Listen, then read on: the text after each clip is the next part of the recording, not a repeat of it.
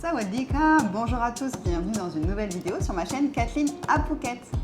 Aujourd'hui, je reçois Valérie qui va nous faire part de son expérience d'expatriée, mais pas à Phuket, cette fois-ci, elle est à Khao Lak. Donc c'est parti pour la vidéo de la semaine.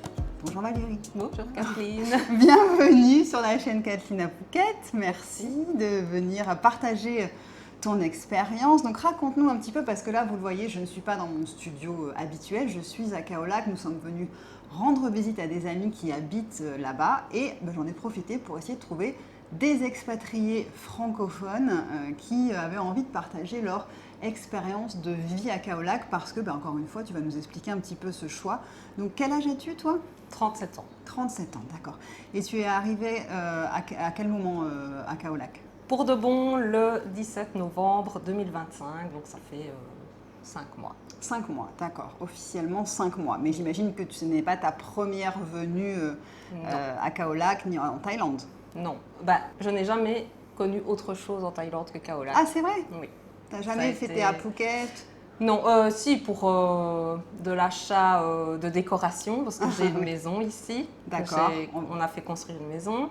Donc, évidemment, à Khao Lak, on n'a rien du tout. Donc, Phuket est un peu notre Eldorado pour ça. Mais ce n'est jamais que des visites ponctuelles, voilà.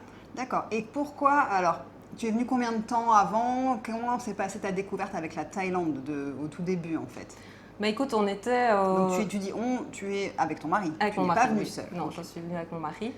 On était des voyageurs, des fans de voyage. On a fait énormément les États-Unis, en long, en large. Ça a duré des années. On était totalement fans des États-Unis. Sauf qu'il y a eu le Covid. Oui. Et donc, le Covid nous a empêchés de continuer notre périple. Et quand ça a ouvert un petit peu, on s'est contenté de l'Europe. On était un peu blasés parce que notre kiff, c'est de partir très loin. Et puis, j'ai dit à mon mari, et si on allait de l'autre côté du monde ? En Asie. Et il m'a dit, oui, la Thaïlande. J'ai dit oui, la Thaïlande. Et ça ne m'était jamais...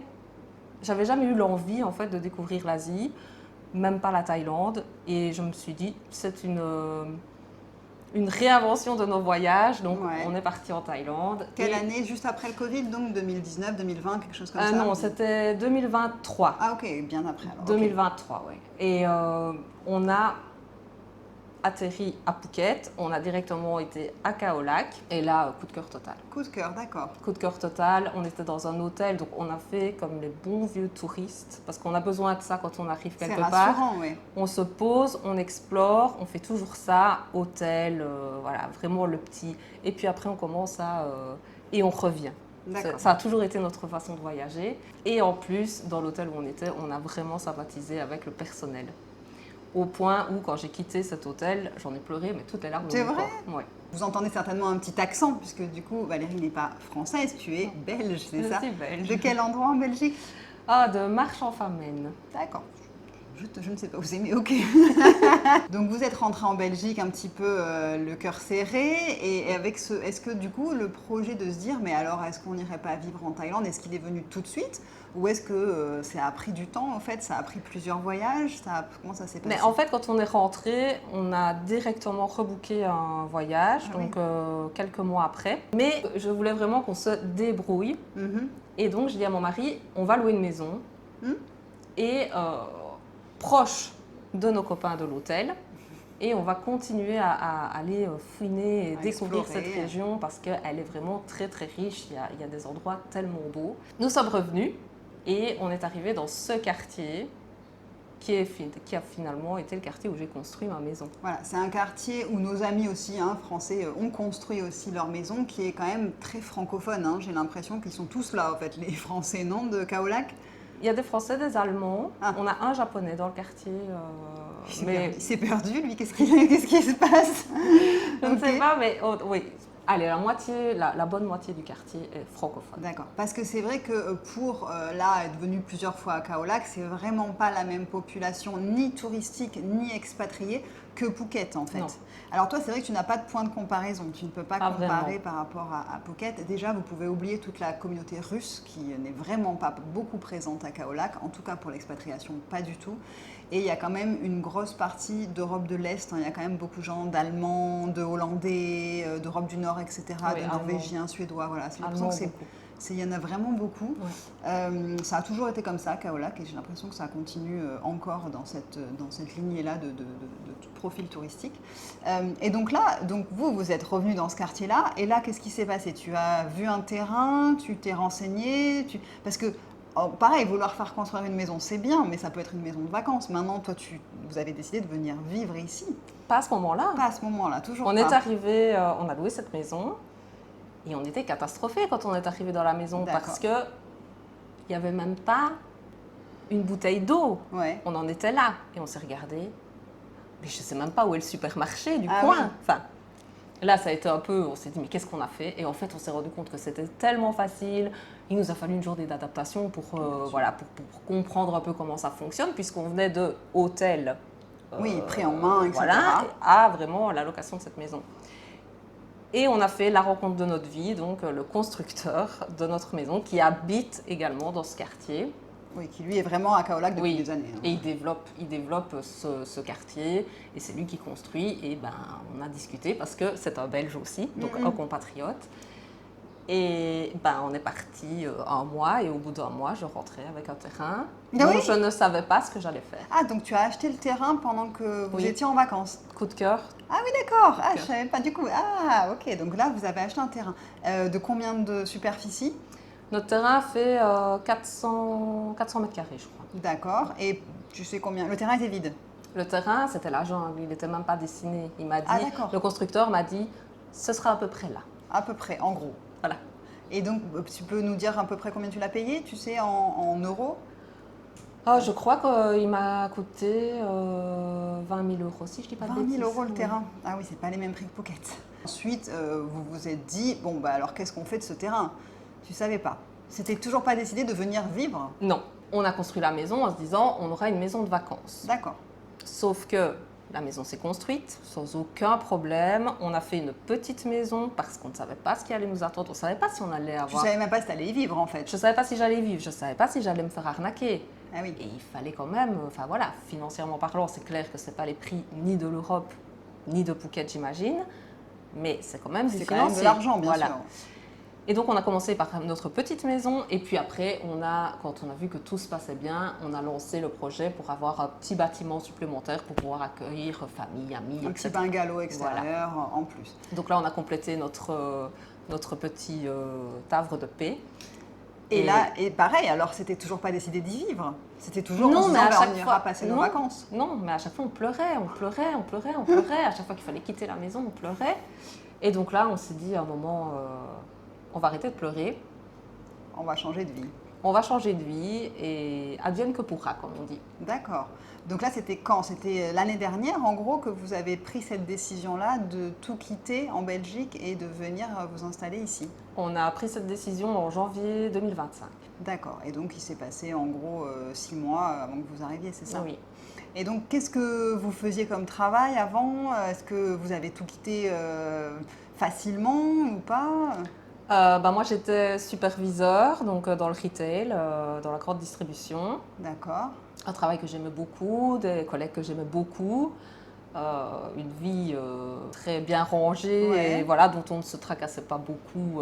Voilà. Non, j'étais excitée par le... J'ai toujours su que j'allais changer de vie à un moment donné. Tu as démissionné en fait? Ah oui, j'ai démissionné. T'as démissionné. Et ton mari faisait quoi lui? Il travaillait également dans la grande distribution, mais lui était plus sur la partie commerciale. Vous n'avez pas d'enfants? Nous deux, non. Lui, il a 3 enfants. Ah d'accord. Ouais. Qui sont plus grands peut-être? Oui, il a une grande fille et 2 garçons qui ont 18 et 17.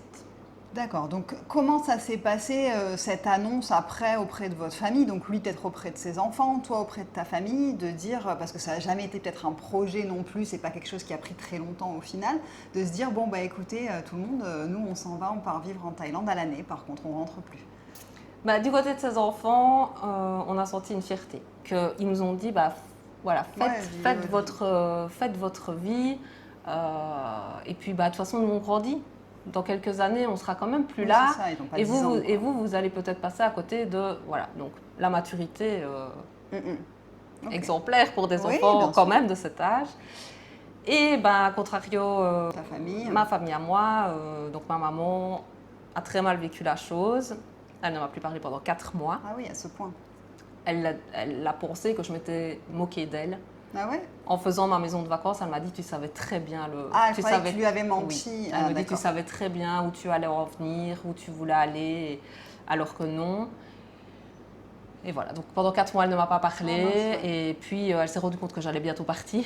Ah oui, donc elle s'est dit mince, il faudrait Donc, quand elle même a vite rattrapé le temps. Et voilà. Après, on a beaucoup parlé. Elle a compris. Et maintenant, c'est un vrai pilier pour moi. Donc, tout est bien. D'accord, donc c'était quand même un petit peu, on va dire, un chamboulement qui n'était pas forcément prévu dans vos vies. Maintenant, donc, vous avez la maison, vous habitez dedans. Comment ça se passe, cette adaptation à cette nouvelle vie thaïlandaise? Puisque est-ce que tu as déjà été expatriée ailleurs? Est-ce que tu as vécu ailleurs dans le monde qu'en Belgique? Non. Ton mari non plus? Non. Voilà, donc comment vous vous adaptez à cette vie-là? Est-ce que, parce que ça fait même pas un an en fait que vous êtes encore installé ici, donc comment tu le vis pour l'instant? Alors, on est complètement en décalage avec mon mari. Mon mari Ouais. adore. J'ai un autre homme à la maison. Ah Lui, ouais? il adore. Il est épanoui comme jamais. Même les petites choses de Thaïlande qui peuvent être énervantes ne l'énervent jamais. D'accord. Et de mon côté, je suis toujours aussi euphorique de voir mes palmiers, la mer, la température exceptionnelle. Mais je commence à réaliser que j'ai perdu toute ma sécurité que j'avais en Belgique. Quand je pense à la sécurité, c'est je suis immigrée, donc je dois demander des papiers pour pouvoir rester. J'aurai plus droit à la pension. Enfin, et tout ça, en fait, quand tu es en Belgique, tu te dis, Mais tu oh, t'en de rends toute pas façon, compte. la pension, est-ce qu'on l'aura encore? Mm, mm. Et puis maintenant, tu te dis, bah, à l'instant T, je l'ai encore la pension, c'est toujours d'actualité, et moi, j'ai fait une croix dessus. Alors la pension, c'est la retraite pour nous Français, La c'est retraite, ça? c'est ça, Ok. voilà. Et donc tout ça, moi, m'a fait quand même un choc. Donc je suis mitigée entre le bonheur de cette vie à la thaïlandaise que j'adore, et à la fois ce manque de sécurité que je ressens constamment. Ouais, Oui. parce que tu as eu des moments un peu stressants. C'est vrai qu'elle m'a raconté un peu avant qu'on fasse la vidéo, puisqu'au fait, vous êtes arrivé en visa touriste. Et puis après, comme vous voyez qu'au fait, ça se passait bien, tu m'as dit, je vais faire un visa DTV parce que j'ai quand même besoin d'un peu plus de sécurité sur le long terme. Parce qu'en plus, tu as une activité qui continue en ligne, donc c'est intéressant. Et donc, tu m'as dit, rien que de faire ces papiers-là, ça m'a énormément stressée. Je me suis dit, je ne vais pas y arriver. En fait, c'est ça, ça t'a vraiment angoissé cette Ça histoire. m'a angoissée parce que, en fait, on n'était pas du tout préparé.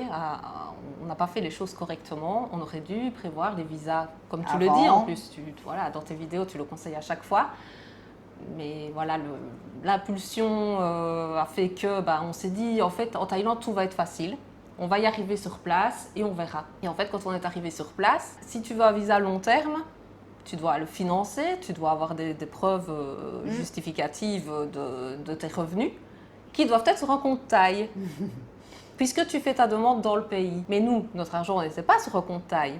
Et pour ouvrir un compte Thaï, tu es obligé d'avoir un visa long terme. Donc en fait, c'est le serpent qui se mord la queue. Et on s'est rendu compte qu'on était dans un engrenage où il fallait demander notre visa de l'extérieur. Ouais. Donc ce qu'on a fait, on est parti au Vietnam et ça a duré 17 jours pour faire ma demande de DTV. Donc que j'ai fait moi-même. Je n'ai pas fait appel à un agent, j'ai fait moi-même. Mon mari, pour des raisons personnelles, n'a pas pu venir avec moi, donc j'étais seule. Lui a fait sa demande de visa plus tard. Et ça a été vraiment traumatisant pour moi. En fait, tu t'es retrouvée seule au Vietnam, alors que bon, pour toi, c'était allez, je pars vivre en Thaïlande, ça va être facile, je vais arriver, je vais faire mon visa. Là, tu te retrouves toute seule dans l'attente d'un visa, dans une chambre d'hôtel au Vietnam, sans ton mari, etc. Et je pensais que je pensais que l'Asie en général était aussi sympa que la Thaïlande, mais au Vietnam, c'est pas comme ici. T'étais où au Vietnam? À Ho Chi Minh. D'accord. Donc une des villes les plus polluées du monde et on ne se rend pas compte, mais Ouais. au bout de 17 jours, je toussais et j'étais vraiment mal de la pollution. Dans des chambres d'hôtel où, au départ, je suis arrivée, je pensais que ça allait prendre 5 jours. Donc j'avais pris un bel hôtel et puis pour finir, tu restes sur le long terme. Les finances n'étaient pas prévues dans ce sens-là, donc j'ai commencé à prendre des hôtels un peu plus basiques. Je me suis retrouvée à dormir avec des rats. Enfin voilà, oui, donc c'est pas tellement le fait d'être seule au Vietnam, c'est tout ce qui a été à côté. Et en procédure visa, tu attends bêtement que la décision tombe. Donc chaque jour qui passe, chaque heure de fermeture d'administration, tu sais que plus rien ne se passe après.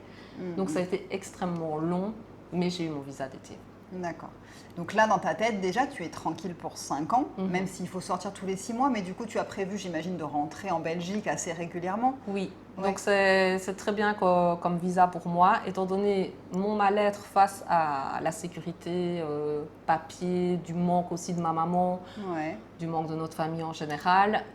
C'est un très bon combo parce qu'on s'est dit, tous les 6 mois, on va rentrer un mois en Belgique. D'accord. Comme ça, moi, ça me fait du bien. Mon mari n'en ressent pas spécialement le besoin. Moi, ça me fait du bien et on essaye de faire attention à notre couple parce que le but, c'est pas qu'il y en ait un heureux et un qui soit malheureux. Bien sûr. Et donc, tous les 6 mois, on s'est dit, on rentre un mois voir nos proches et arriver chez nous dans notre pays parce qu'ici, on est invité, on n'est pas dans notre pays et ça se ressent. Oui, c'est vrai que c'est à peine le début, mais toi, on va dire que tu es tout de suite rentré dans quelque chose un petit peu de stressant et tu t'imaginais peut-être pas ça non plus. Tu étais dans une idéalisation, encore une fois, de la vie en Thaïlande. Et encore une fois, actuellement, en 2026, ce n'est plus comme il y a 15 ans. Il y a des choses qui sont un peu plus compliquées. Je suis stressée et à la fois, je suis heureuse, comme tout, d'être ici. C'est un mélange, c'est un sentiment difficile à expliquer, auquel je ne m'attendais pas du tout. Maintenant, oui, c'est clair que quand on prend le scooter, qu'on va manger le soir, qu'on a le coucher de soleil, et je me dis encore là maintenant, mais quelle chance on a d'avoir ça. Maintenant, le prix à payer pour ça, c'est ce petit côté difficile administrativement.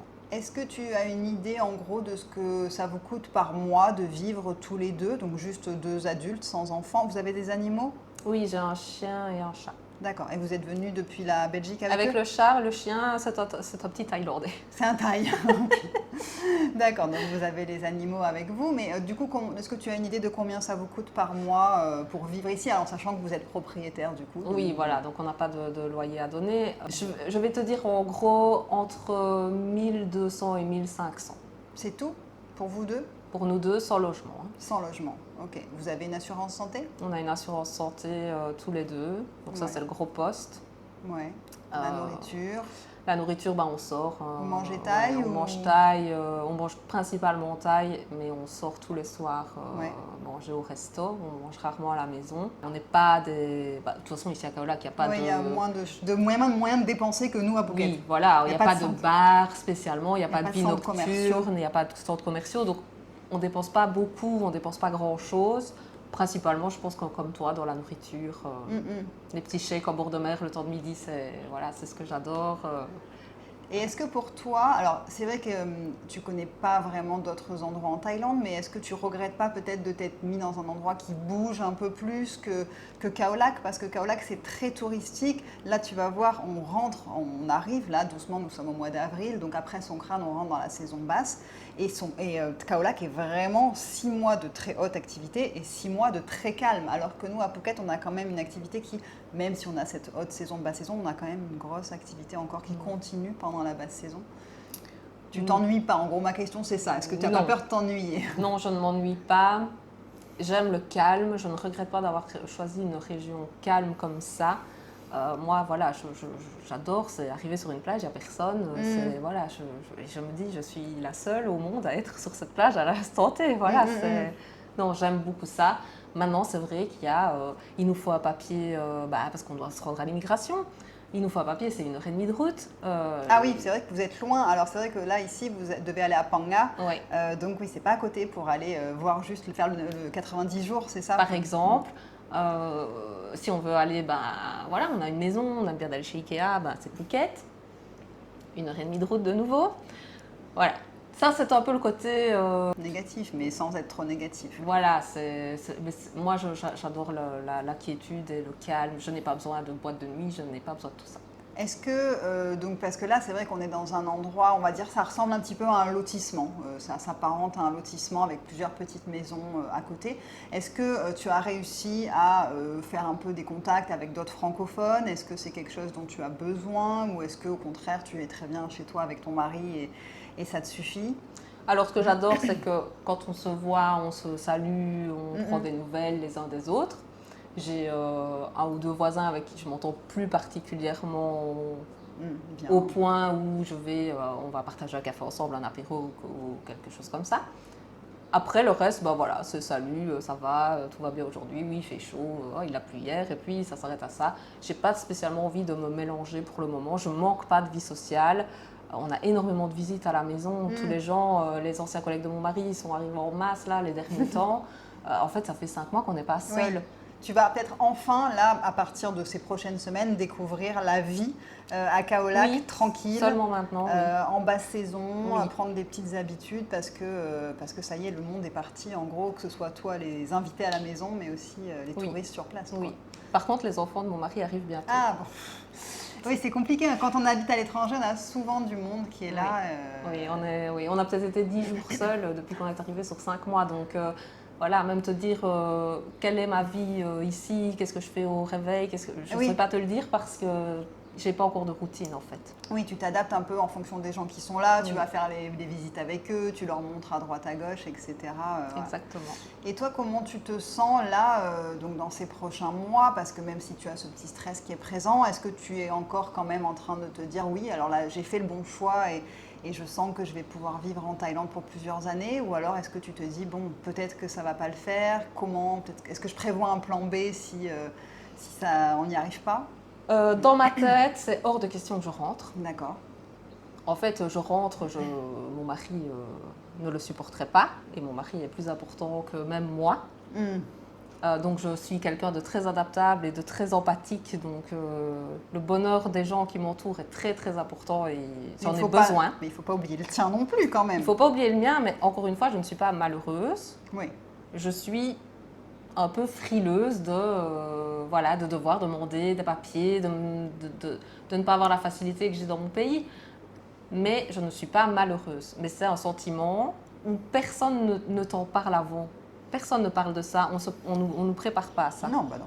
Moi, on m'a toujours dit la première année est la plus dure. Moi, je te dis même qu'au bout de 6 mois, moi je dis toujours aux gens qu'au bout de 6 mois, on sait au fond de soi si on va rester ou pas. Tu vois, et encore un mois. Mais après, comme tu disais, avec ton mari, tous les deux, vous n'avez pas du tout la même approche de la vie ici, donc c'est compliqué et c'est souvent le cas dans les couples. C'est que, alors c'est vrai que c'est généralement comme ça, c'est-à-dire la femme aime bien mais n'y resterait pas forcément l'année complète et les hommes, alors eux, pas de problème, je rentre jamais en France ou en Belgique, c'est pas du tout grave, vous viendrez me voir, c'est ce que dit Serge aussi, venez me voir si vous voulez me voir, sinon je rentre pas. Et c'est compliqué. Et toi d'ailleurs en tant que femme, est-ce qu'on t'avait dit ah tu vas vivre en Thaïlande avec ton mari mais t'es folle, il va finir par te quitter pour une Thaïlandaise? Non. En fait les gens que j'ai autour de moi ne sont pas des voyageurs, ne connaissent pas la Thaïlande, donc non. C'était nous les voyageurs du cercle.